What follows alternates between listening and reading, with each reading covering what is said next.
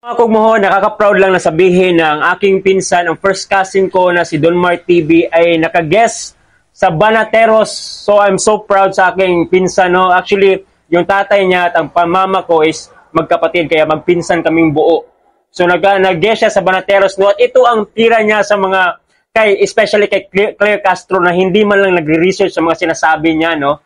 But before natin i-play ang video, guys, paki-share ang video na ito para kakalat ito sa lahat ng solid supporters ng Duterte at paki-like na rin at huwag kalimutang mag-subscribe sa ating Facebook page Kugman Reaction Vlog, sa ating TikTok account Kugman Reaction Vlog at sa ating YouTube account Kugman Reaction Vlog at huwag din kalimutang mag-follow sa aking pinsan na si Don Mar TV Vlog. Ito Don Mar TV Vlog at sa kanyang YouTube Don Mar TV Vlog. So hindi natin patatagalin to, guys, i-play na natin ang video. Play video.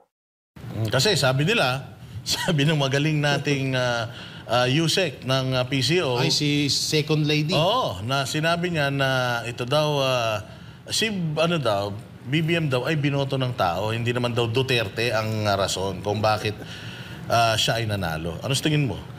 Sa tingin ko dyan Yang si Atty. Claire kasi, default na yan Budi ko bang sabihin? Okay. Attack dog yan default na yan. Marami nga siyang mga pinakalat na sa tingin natin kulang sa research so, yung pinakalat niya na taong bayan ang nagpapanalo kay Bongbong Marcos, Atty. Claire, mag-research ka muna. Kasi yung sa mga surveys dati ng 2022, kitang-kita naman natin si VP Sara yung nangunguna Yeah.